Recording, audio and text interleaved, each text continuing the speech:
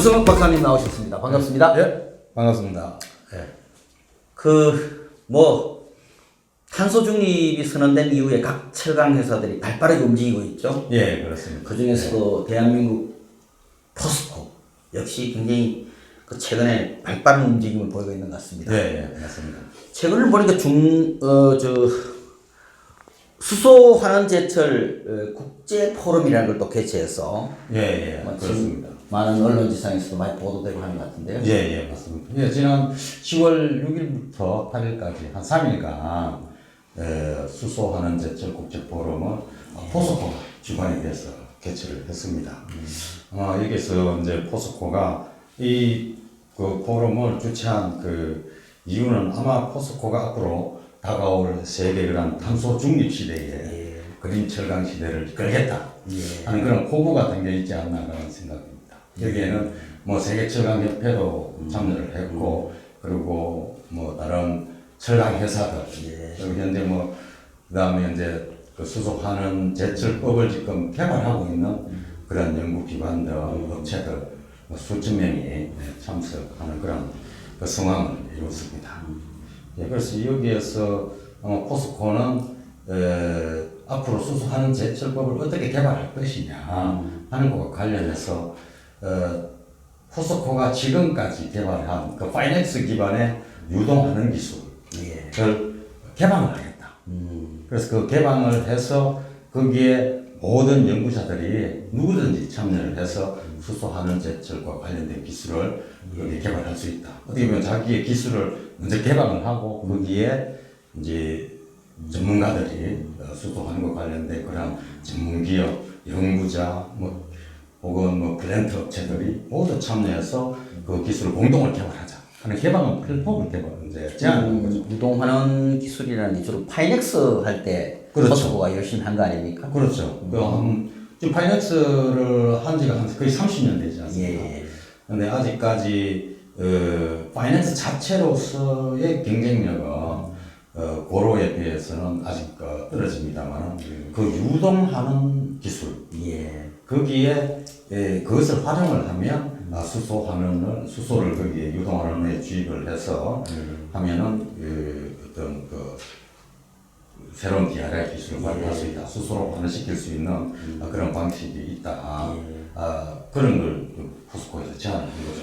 그러니까 어떻든 그 파이넥스라는 기술이 그동안 약간 그 포스코로 봐서 좀 어떻게 보면 성공했다 하기도 그렇고 좀 부담스러웠는데 어떻든 이게 이제 탄소 중립이라는 것이 제기되면서 다시 주목을 받게 되는 거다, 그죠? 예, 그렇습니다. 사실 파이넥스 기술 자체가 사실 혁신 기술이었지 않습니까? 근데 사실 지금 200년 동안 유지되어 왔던 고로를 완전히 이제 대체할 수 있을 거라고 생각을 해서 지난 30년 수많은 돈을 들여서 개발을 했는데 막상 어떻게 보면 고로도 계속 기술 개발이 되고 효율성이 높아지고 이렇게 하다 보니까 신기술이기 때문에 아직까지 고로만큼 효율적인 그런 효과를 보지 못하고 있습니다. 그래서 비용 측면에서 생산 비용 측면에서는 아직까지 고로에 비해서는 어떤 효율성이 좀 낮다. 그럼에도 불구하고 그 개발 과정에서 축적된 그런 유동환원과 관련된 기술 이것을 수소 환원 제철에 사용할 수 있다는 그런 아이디어를 낸 거죠. 포스코로 봐서는 좀 다행스러운 일입니다, 그죠? 그래도. 상당히. 어떻게 보면. 그동안 축적된 기술을 어떻든 이제 다시 한번 활용할 수 있는. 그렇습니다. 그런 찬스를 맞은 거 아니겠습니까? 그 덕분에 이런 탄소 시대에는 좀 더 앞서갈 수 있는 그런 그렇죠. 기반도 되는 거고요. 어떻게 보면 그렇게 30년 동안 묵묵하게 그런 기술을 개발해 왔기 때문에. 맞습니다. 수소 시대에 포스코가 전 세계의 어떤 새로운 공법을 리드해 갈 수 있는 그런 위치까지 서게 된 거죠. 물론 수소 시대를 전적으로 다 예측하고 한 일은 아니다 하더라도 그렇죠. 어떤 인류의 역사를 보면 다 또 그런 게 있을 수 있는 거 아니겠습니까?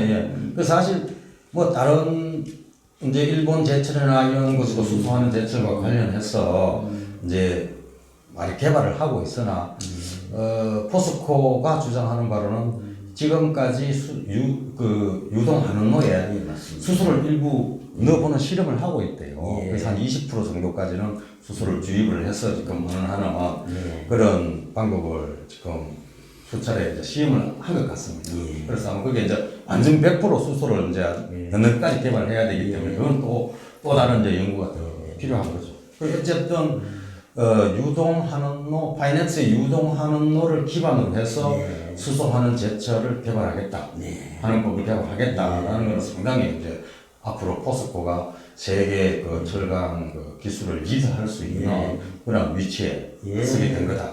뭐 이런 한 걸음 더 진짜 발빠르게 움직일 수 있는 그런 기반이 주어지게 됐네요. 상당히 이제 의미 있는 일이라고 할 수 있죠. 우리나라 철강 또 산업 측면에 봐서도 그렇고 세계 철강 역사에서도 상당히 획기적인 일이 성공한다면 상당히 이제 획기적인 일이 되지 않을까라는 그런 생각입니다. 하여튼 그 오랫동안 포스코가 공들여온 그 파이넥스가 또 이렇게 새롭게 재평가되고 있다 그러니까요. 참 다행스러운 일이 아닐 수 없습니다. 그래서 또 특히 포스코는 이 파이넥스의 유동하는 기술 자체를 뭔가 좀 공개적으로 오픈을 해서 많은 세계 많은 국가들의 관심을 스스로 주도하겠다. 뭐 이런 얘기까지 보이는 거 아니겠습니까? 수소하는 제철 기술 사실 단일 기업이 혼자서 개발하는 데는 너무 많은 그 시간이 필요하고 돈도 많이 투입도 필요하고 그렇기 때문에 사실 개방을 한다는 것 자체가 쉽지는 않지만 자기가 30년 동안 개발해온 기술을 공개를 한다는 게 참 쉽지 않은 결정인 것 같아요. 맞습니다. 그렇지만 다음 그 세대를 위해서 수소하는 시대를 위해서 수소 시대를 위해서 적극적으로 이렇게 개방했다는 것은 포스코의 어떤 기술 개발 R&D 전략이나 이런 거에 있어서 상당히 앞서 나가고 있다. 다른 회사들보다 그런 차원에서 볼 수 있을 것 같습니다. 그 일부에서는 과연 그 이제 포스코의 그런 높은 자신감 이런 게 이제 높게 평가는 되긴 하지만 일부에서는 과연 저 포스코가 저렇게 그 탄소 중립이나 이런 문제에 대해서 저렇게 적극적으로 나선다는 게 오히려 더 이게 뭐 굉장히 선진국의 어떤 제철소와는 달리 좀 더 그렇게 주도적으로 하기에는 좀 역부족이 아닌가. 오히려 더 포스코에게 불이익이 되는 거 아니냐. 뭐 이렇게 보는 걱정하는 분도 있는 것 같아요. 사실 기술 개발을 선도해 나가겠다. 라는 그런 상당히 부담이 있죠. 스스로 이제 누군가가 내가 앞장서서 나가겠다. 이런 건 상당히 일단 기본적으로 부담이긴 하지만 첫째 개방형 플랫폼 형식으로 개발을 하겠다라는 건 상당히 고무적인 일이고 더 이제 적극적인 일이라고 할 수 있죠. 다만 이제 개방형 플랫폼을 이제 천명하긴 했지만 실제로 그만큼 개발 기간이 그만큼 단축될 수 있을까? 포스코 단독으로 하면 20년 그리고 30년이 걸릴 수도 있다라는 그러한 이야기가 있었거든요. 그럼 그걸 그만큼 빨리 개발을 할 수 있을까라는 데 대한 이제 어떤 문제, 의문이나 그런 건 아직은 남아 있습니다. 그래서 지금 현재 국가에서 2030년, 한 10년 내에 2018년 기준으로 탄소 배출량을 거의 40% 가까이 줄이겠다는 그런 계획이 있거든요. 굉장히 그 큰 목표 아닙니까? 그래서 부담스러울 정도 같아요. 그렇습니다. 사실 포스코 우리나라의 그 철강 회사들의 에너지 효율은 매우 높습니다. 세계 탑 수준입니다. 어떤 일본에서 분석한 그런 보고서를 보니까 만약에 일본의 신일철이 뭐 그 100이라고 하면 에너지 효율이 100이라고 하면 포스코 같은 경우는 101이라고 거의 똑같다는 수준. 세계 최고 수준인데 여기에서 에너지 효율을 더 높여서 그 탄소 배출을 줄이기는 정말 엄청난 그러니까 높으니까 더 올릴 수 있는 여지가 더 적을 수 있다는 거죠. 그래서 지금 정부에서 추진하고 있는 그런 40% 감축 목표를 현재의 기술로 포스코가 달성하기는 거의 불가능한 것 아닌가. 상당히 어렵다라는 그런 우려는 되고 있습니다. 그래서 뭐 포스코가 너무 무리한 목표를 제시하는 게 아닌가. 스스로 나중에 자기 발목을 잡는 건 아닌가. 뭐 결국은 사실은 이런 기술적인 뒷받침이 되지 않으면 목표만 높게 잡으면 나중에 좀 입장이 난처해지잖아요. 결국 뭐 해법은 뭐 감산이나 뭐 생산을 줄이면 되는데 사실 그건 또 어려운 거고, 그죠? 그렇죠. 그래서 어쨌든 목표를 달성하기 위해서 많이 노력이 불가피하지만 예. 아직 그 기업 입장에서는 상당히 이제 부담이 되는 것이. 그래서 어떻게 보면 정부 차원에서도 그 산업 간의 어떤 그 감축 그 양에 대한 배분을 어느 정도 좀그 2030년까지는 조금 좀 그 이러한 현재의 그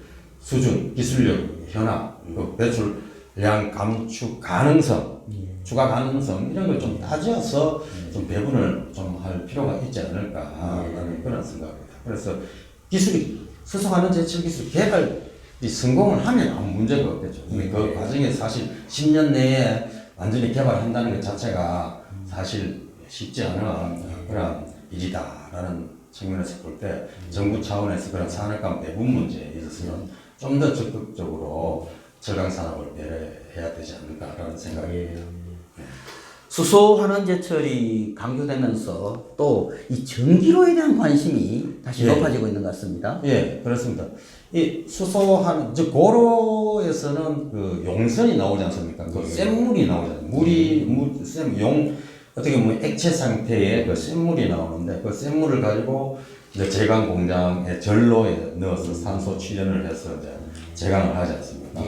그래서 그런데 수소환원 제철법에서는 뭐 아시다시피 수소환원이 끝나면 그게 이제 DRI 직접 환원처리 고체의 직접 환원처리 나오지 않습니까? 그래서 그걸 다시 녹여야지만이 이제 재련을 할 수 있거든요. 그래서 그 녹이는 방법이 현재로서는 전기로를 통해서만 밖에 할 수 없다. 그 전기로가 매우 수소환원 제철 공법 그 플러스 전기로 기술 이 필수적으로 필요한 거죠.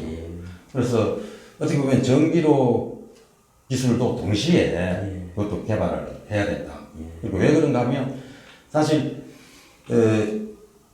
그 DRI 직접 환원철에는 그 속에 맥석이라는 게 일부 들어가 있습니다. 그래서 맥석이라는 것이 사실 열 전도율을 좀 낮추는 그런 그 역효과가 있고, 그 다음에 덩어리 형태로 되어 있기 때문에 그 환원철 사이사이에 이제 구멍이 나 있지 않습니까? 공기가 들어가 있기 때문에 그거 자체도 사실 열 전도를 상당히 이제 낮추기 때문에 용융하는데 시간이 생각보다 많이 걸립니다. 지금 뭐 이미 그 고로 방법에서의 전로에서는 액체 상태이기 때문에 그런 그 공기가 들어가고 이런 게 없으면 그냥 바로 이제 산소 취련만 하면 되는데 실제로 전기로에서 그 DRI를 녹이기 위해서는 상당히 생각보다 훨씬 더 오랜 시간이 필요하다. 그래서 어떻게 보면 계속적으로 그 이제 그런 효율성을 높일 수 있는 기술 개발 계속 이루어져야 되는 거죠. 그리고 또 지금은 보통 우리가 전기료가 100톤, 200톤 뭐 이런 그 중소형인데 앞으로 그 전로만큼의 효율성을 가지기 위해서는 전문가들에 의하면 한 400톤 전기료 상당히 대형화 시켜야 된다고. 그렇게 되면 훨씬 더 그 효율성을 높이기가 좀 더 어려워지는 거죠. 그래서 전기료와 관련된 기술도 지속적으로 개발해야 돼. 그것도 핵심이다. 핵심 중에 핵심 중에 하나다. 그렇게 생각합니다. 탄소 중립의 시대가 되면서 결국은 이 전기로, 그렇죠. 철수 크랙 이런 쪽에 관심이 높아지고요. 그렇습니다. 최근에 보면 철수 크랙과 관련돼서도 뭐 포스코의 전략에 많은 변화가 있지 않습니까? 그렇죠. 근데 또 전기로도 지금 다시 이제 또 많은 관심을 갖는데, 뭐 일부에서는 또 포스코 안에서는 내부적으로 이 전기로가 또 한때는 전기로 투자를 포스코가 적극적으로 하지 않았습니까? 그렇죠. 그러다가 다시 또 전기로 부분에 대해서 또 다른 입장을 좀 보이다가 또 다시 전기로 부분의 중요성이 부각되는 이런 측면에 대해서 좀 비판적으로 이야기하시는 분도 있는 것 같아요. 조금 뭐 아쉬운 점이 있죠. 전기로 관련해서는 사실 포스코가 그 1996년도에 미니미를 제 넘버원 미니미를 설립을 했습니다. 그래서 전기로와 그 제강, 연주, 그다음 아변까지 하는. 당시에 그 김만재 회장님 시대에는 그것이 그렇죠. 굉장히 철강 시장의 철강 산업의 새로운 트렌드다 해서 정말 적극적으로 했는 거죠. 그 당시에는 이제 또 어떻게 보면 이제 그 뉴코아가 맞습니다. 그 미니밀로 성공을 했고 그게 앞으로 실질적으로 그 고로를 보완할 수 있는 예. 고로를 보완할 수 있는 설비가 된다. 그렇게 해서 적극적으로 이제 투자를 했죠. 큰 성과도 보였죠. 예, 중간에 이제 그 어떻게 보면 철광석 가격이 상당히 높아갈 때는 예. 실질적으로 이제 그 고철이 상대적으로 싸고 예. 철광석 가격이 훨씬 높았을 때는 어느 정도 이제 그 원가나 이런 측면에서 고로와 이제 비등한 그런 그 상황이었는데 사실 국내에 그 고철 수급이 원활하지 못하고 그래서 고철이 가격이 해외에서 고급 고철 수입해다가 쓰기에는 비용적인 측면에서 고로보다는 훨씬 더 여유에 있었죠. 그래서 한때 이제 2015년도부터 그 전기로를 가동을 중단을 합니다. 2015년도에 가동을 중단을 하고 그 다음에 그 이제 전기로 고철을 쓰지 않고 용선 고로에서 나온 샘물을 가지고 이제 그 아변 제강 공정부터 아변 설비를 돌렸죠. 그렇게 하다 보니까 사실 어떻게 보면 비용 측면에서 상당히 불리한 그런 상황이었고 그래서 아마 포스코에서 작년에 그 7월달에 완전히 이제 그 전기로와 그 제강 아변 설비를 사실 폐기 처분을 한 거죠.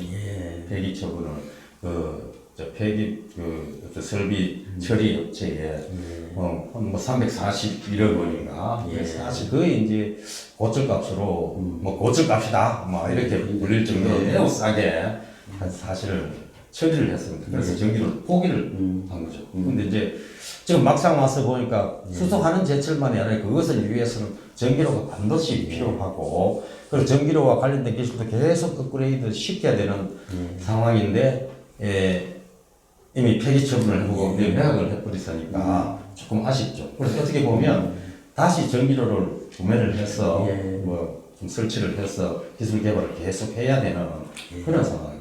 예, 철강 회사가 정말 뭐 미래를 예측해서 뭐 기술의 변화를 예측한다는 게 참 쉽지는 않습니다. 그렇죠. 쉽지 않죠. 뭐 어떻게 보면 뭐 수소하는 제철법이라는 것이 예전에 몇 수년 전에 2015년 뭐 14년 15년 이때 국내에서도 한 번은 그 이슈가 된 적이 있습니다. 그렇지만 그 정부에서 정부 예탄을 통과하지 못하고 그 폐기된 것인데요. 그래서 사실은 이렇게 급작스럽게 수소하는 제철법이 나오리라고는 사실 아무도 이제 예상을 못한 것이었고 반면에 일본 같은 경우에는 2008년부터 지속적으로 그 수소하는 제철법과 관련된 그런 연구를 계속 해왔었거든요. 그런 차원에서 보면 우리나라 정부 차원에서도 약간 그런 좀 실수가 있었지 않았는가 기술개발 전략 차원에서 좀 더 중장기적으로 보면서 계속 기업을 지원을 하고 이렇게 했어야 되는데 아마 정부 차원에서 그러한 그 기술개발 장기 기술개발 전략에 있어서 조금 실수가 있었다라는 그런 생각을 하게 됩니다. 철강 산업의 미래에 대해서 정말 그 한 기업의 경영자가 미래를 내다보기는 참 쉽지 않습니다만 또 그런 측면도 있으면 또 다른 한편으로 보면 이제 혹시라도 어떤 정부의 정책 기조나 이런 데 따라 너무 이렇게 한 기업의 어떤 미래에 대한 관점이 너무 이렇게 왔다 갔다 하는 게 아닌가 이런 또 비판도 일부 있을 수 있을 것 같습니다. 예, 사실 정부의 어떤 정책을 혹은 기술 개발 전략을 좀 개발할 때 그때는 좀 더 적극적으로 산업 현장의 목소리를 조금 더 듣고 그것을 고려할 필요가 있지 않은가. 그런 차원에서 보면 아마 국내 이제 기술 개발 전략이나 정부 차원의 기술 개발, 특히 지금 수소 시대에는 정부의 기술 개발 관련 정부의 역할이 좀 상당히 중요하거든요. 기업 혼자서 할 수 있는 부서가 절대 아니기 때문에 그래서 그 어떤 그 탄소 배출 저감 목표를 설정하고 이렇게 할 때도 조금 초기에는 천천히 하더라도 어느 정도 기술 개발이 이루어지고 난 다음에 좀 더 빨리 하는 그런 조금 그 기간상에 있어서 조금 전략이 필요하다, 로드맵이 좀 필요하다. 결국은 2050년까지 탄소 중립을 해야 한다고 치더라도 2030년까지는 뭐 지금은 40% 그렇게 하지만 사실 10% 20% 줄이고 그 이후에 계속 혹을 계속 더 빨리 진행하는 방법이 어떨까라는 그런 생각입니다. 사실 이 수소경제라는 단어도 아직은 그 모든 철강인들에게 그렇게 친숙한 단어는 아닌 것 같습니다. 예, 아직 예, 뭐 굉장히 이제 중요한 그 캐치프레이즈로 지금 많이 제시되고 있고 모든 기업들이 발빠르게 움직이고는 있습니다만 특히 포스코도 어떻든 큰 정책적인 흐름을 따라갈 필요는 있겠지만 자기 스스로 어떤 철강 산업의 미래에 대한 큰 그림을 그리고 일관성 있게 그걸 좀 추진하는 이런 모습도 저는 필요하지 않을까 생각합니다. 그래서 일부에서는 이 수소 경제에 대해서 포스코가 너무 적극적으로 나선 거 아니냐, 지나치게 적극적으로 나선 건 아니냐 이런 우려도 있는 게 아닌가 싶습니다. 예, 그 밑에는 아마 포스코의 자신감, 그 파이낸스를 기반으로 그런 기술 개발의 자신감, 거기서 밑바탕 되지 않았나라는 생각이. 그리고 또 돌이켜 보면 사실 이게 철강을 만드는 고로 기술이나 전기로 기술은 뭐 궁극적으로 예전에는 이제 포스코가 사실 좀 전기로 기술 이런 쪽은 이제 자기들 영역이 아니다. 그렇죠. 약간 좀 이렇게 도외시하고 성장해 왔거든요. 그쪽은 조금 이제 그런도 왔는데 결국은 제가 볼 때는 어떻든 철강을 생산하는 방식에 이 다양한 방식을 다 가지고 있는 기업이 궁극적으로는 전략적으로 위대가 될 수 있다. 예, 그렇죠. 예, 그렇게 저는 생각합니다. 다양한 방식을 가지고 있어야 되고 지속적으로 사실 기술 개발은 묵묵하게 해가는 게 장기적으로 묵묵하게 해가는 게 가장 중요하거든요. 그래서 사실 기술 개발이 특히 철강과 관련된 설비들이 엄청 많은 중장대한 그런 설비를 가진 그 산업에서 기술 개발도 사실은 그렇게 빠르게 뭐 반도체와 같이 막 6개월 만에 한 번씩 그 기술 개발이 된다든가 하는 그렇게 될 수가 없거든요. 그런 차원에서 보면 조금 더 어떤 최고 경영자라든가 이러한 분들도 조금 더 장기적인 미래에 관해서 R&D를 이끌어 나갈 필요가 있다라는 그런 생각입니다. 특히 최근에 와서는 이 원자재 가격이 뭐 스크랩이나 철강석 가격이 급변하고 급하게 변동하면서 사실 그 원료 가격의 변동에 따른 어떤 기술의 선택 이것의 여지가 있는 기업과 나는 그냥 고로만 할래 나는 전기로만 할래 하는 기업은 상대적으로 기술 선택의 경직성이 있거든요. 그렇죠. 그렇게 돼요. 그러면 결국 생산에서 어떤 시장 적응 속도가 상대적으로 떨어진다. 이렇게 저는 보여집니다. 예, 맞습니다. 지금 철광석, 그 다음에 앞으로 철 스크랩의 공급, 이걸 어떻게 변할 거냐에 따라서 어떤 그 소재를, 어떤 원자재를, 원료를 선택할 거냐, 이런 문제가 상당히 크죠. 앞으로 만약에 우리나라도 지금 현재 고철 같은 경우에도 80% 작업이라 하지만 아마 수년 내에, 10년 내에 뭐 100% 작업도 이루어질 수 있고 그랬을 경우에는 상대적으로 철광석보다는 고철의 가격이 더 싸질 수 있다. 그럴 경우는 보다 더 적극적으로 고철을 더 많이 사용하는 그러한 공법을 우리가 활용을 해야 되지 않나 그런 생각입니다. 탄소 중립, 수소 경제 이런 큰 변화에 뭐 모든 기업들이 정말 발빠르게 대응하고 있습니다만 특히 대한민국의 선도 기업인 포스코는 더더욱 여러 면에서 정말 빠르게 움직이고 있는 것 같습니다. 그런 차원에서 보면 아마 이번 그 국제 포럼이 포스코가 앞으로 수소 환원 제철 시대를 이끌어가는 그런 선도 기업이 될 가능성이 높다. 거기다가 또 기존에 우리가 해왔던 파이넥스 기술을 적극적으로 활용하면서 뭔가 앞설 수 있으면 참 좋겠습니다. 그런 전략적 선택에 대해서는 아마 이제 전반 전체적으로 봤을 때 포스코를 좀 찬사를 보내야 되지 않나. 그 중간 과정에서 어느 정도의 몇 가지 이제 실수가 있긴 했지만 앞으로가 더 중요한 거죠. 앞으로 그러한 조금 더 장기 플랜을 가지고 꿋꿋하게 기술 개발을 계속 해나갔으면 좋겠다. 그런 생각입니다. 탄소 중립과 수소 경제에 대한 대응력, 이런 환경 변화에 대한 대응 능력이 곧 그 개별 기업의 경쟁력의 원천이라는 점에서 보면 최근 포스코의 움직임이 정말 포스코의 미래를 새롭게 만들어가는 그런 계기가 되지 않을까 생각합니다. 오늘의 포스코의 어떤 긍정적인 면을 우리가 같이 이야기해서 참 기분 좋습니다. 그렇습니다. 저도 그렇습니다. 고맙습니다.